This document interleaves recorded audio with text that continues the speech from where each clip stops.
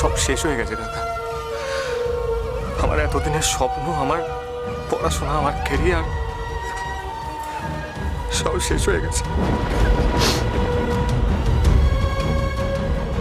ও ঠাকুরপো, ঠাকুরপো তুমি একটু এদিকে এসো তো, এদিকে এসো তো ভাই। ঠাকুরপো, ও ঠাকুরপো, আমি তো তোমার বড় দিদির মতো, তুমি আর কাউকে না বলো, আমাকে বলো।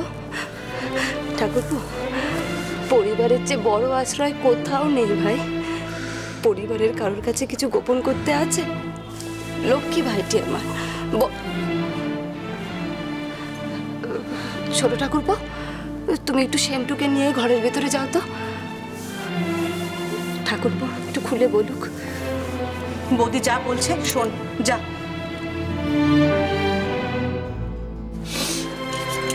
বল শুধু বল তো। ঠাকুরপো বলো এবার। কলেজে আজকে অনর্থ ঘটে গেছে বৌদি। কলেজে? তুমি সকালবেলা কলেজে গেছিলে নাকি? দোলের দিন কলেজ বন্ধ থাকে না? আসলে আমরা কলেজ ক্যাম্পাসে আমরা সবাই মানে স্টুডেন্টসরা মিলে একটা বসন্ত উৎসবের আয়োজন করেছিলাম। আর মানে আমরাই মানে বিশেষ করে আমিই ছিলাম মূল উদ্যোক্তা।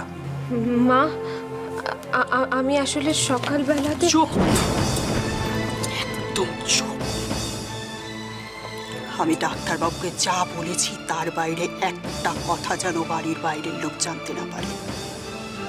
আমি তোমাকে আজকে একটা কথা পরিষ্কার করে বলে দিচ্ছি কাকলি, তোমার বাড়ির বাইরে বেরোনো একদম বন্ধ। যথেষ্ট লেখাপড়া নিয়ে আধিক্যতা করেছো, কলেজে যাওয়াও তোমার বন্ধ। মা তুমি একটু বোঝার চেষ্টা করো। কি বুঝবো? কি বোঝাতে চাও তুমি? যা দেখার তা তো সচক্ষেই দেখতে পাচ্ছি।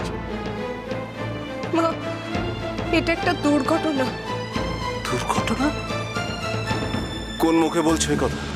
হ্যাঁ, আচ্ছা আমাকে কি তোমার নির্বোধ মনে হয়? বাবা, তোমাদের কলেজের প্রফেসরের কাছ থেকে আমি সব শুনেছি, টেলিফোন করেছিলাম। তিনি জানাচ্ছেন এটা কোনো দুর্ঘটনা নয়, পুরোটাই পূর্ব পরিকল্পিত। কি? তোকে কলেজ থেকে বের করে দেবে?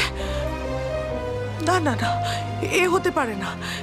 এসব ওই বদমাশ শয়তান ছেলেপুলেদের কাণ্ড। দরকার হলে আমি যাব ওই কলেজে, তোর মাস্টারমশাইয়ের সাথে কথা বলবো। আমার সুকু কখনো এমনটা করতে পারে না। ও ছোট, বুকটা কেমন করছে, মাথাটা ঘুরছে। ও মা গো, আমার বুকটা ধরপড় করছে রে ছোট। ও দিদি, তুমি কেন এমন করছো? মাথার উপরে তো দাদা আছেন, বুদ্ধিমান মানুষ, তিনি নিশ্চয়ই একটা ব্যবস্থা করবেন, তুমি দেখো। হ্যাঁ ঠিক, সুকুকে যদি কলেজে পরীক্ষায় বসতে না দেয় আমরা মামলা করব। দাদা আছে কিসের জন্য? আজ পর্যন্ত কটা মামলায় তোমার দাদা জিতেছে ঠাকুরপো? সারা জীবন তো ন্যায় অন্যায় নিয়েই থাকলেন। হয়তো এই সব কিছু শুনে টুনে বলবেন যে আমার ছেলেটাই দোষী, কারণ ওই এই সব কিছুর আয়োজন করেছিল। শেষ পর্যন্ত হয়তো উনি ওই কলেজের হয়ে মামলা লড়বেন। বাবা, বাবা তুমি ভুল বুঝছো। বললাম তো, আমাকে তো তুমি নির্বোধ ভাবো। তোমাদের ব্যাচে সুকান্ত নামের একটি ছিল, সে সবটাই ঘটিয়েছে ইচ্ছাকৃত ভাবে। এটা কি তুমি অস্বীকার করতে পারো? না বাবা, তোমার কাছে ভুল ইনফরমেশন আছে। সুকান্ত বাবু এমন কোনো কাজ করতে পারেন না বাবা, এ অসম্ভব। এতটা নিশ্চিত হলে কি করে তুমি? তাকে তুমি কতদিন ধরে চেনো? চেনা অচেনার কি আছে বাবা, 3 বছর ধরে একসাথে পড়াশোনা করি। কই কখনো কোনো খারাপ আচরণ দেখিনি তো। তোমার দেখাটা যে সত্য তার নিশ্চয়তা কে দিয়েছে?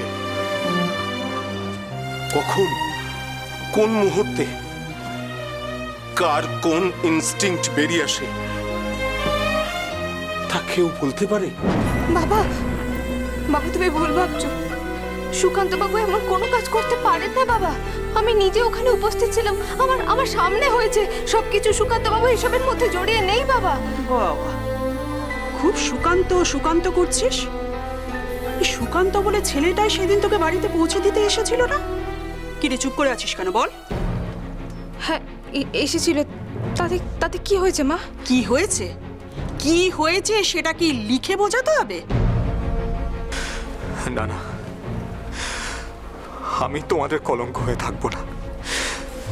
আমি আমি এই মুহূর্তেই বাড়ি ছেড়ে চলে যাব। এই মুখ আর তোমাদের দেখাবো না। মারবো টেনে এক থাপ। এরকম কথা আর দ্বিতীয়বার মুখে আনবি না। কাল তুই কলেজ যাবি। আচ্ছা, কালকেই তো তোর কলেজে অ্যাডমিট কার্ড দেবে। কাল সকালে তুই অবশ্যই কলেজে যাবি। দরকার পড়লে আমিও তোর সঙ্গে যাব। চল এখন ভেতরে চল। চল চল চল।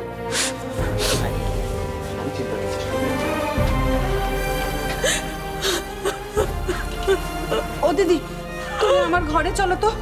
তুমি বড্ড ঘামছো। ভেতরে চলো, পাকার তলায় বসবে। চলো তো দিদি। ওই পাকাতে একটা দড়ি ঝুলিয়ে দিয়ে ছোট, আমি ঝুলে পড়ি। কি অশান্তি ভোগ করছি আমি এই সংসারে। ভগবান কোন পাপের শাস্তি দিচ্ছে আমাকে। অমন করে না দিদি, তুমি চলো তো ঘরে চলো। তোমাকে কিন্তু আমি শেষবারের মতো বলছি, যথেষ্ট বেজান হয়েছে। ডানা কি করে ছাঁটতে হয় না আমার খুব ভালো করে জানা আছে। সামনে তোমার পরীক্ষা।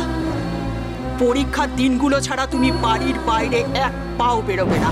সে যে যতই স্বাধীনতার ঢুলিয়া আওড়াক না কেন। তোমার পরীক্ষা শেষ হলেই আমি তোমার বিয়ে দেবো।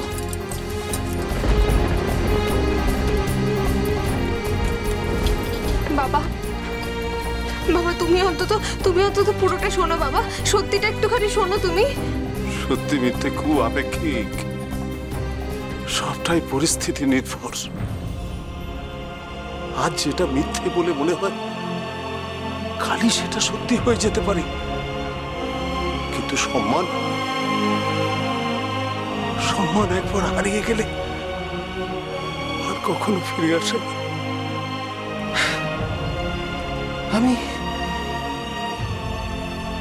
আমি তোমার কাছে এটা প্রত্যাশা করিনি। না,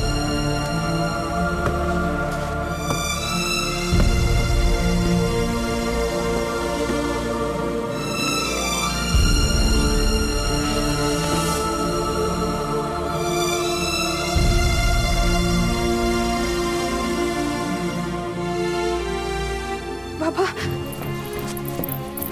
বাবা। অচিন্ত্যকুমার সেনগুপ্তের প্রথম কদম ফুল, সোম থেকে শনি সন্ধে 7:30টায়, আকাশ 8-এ।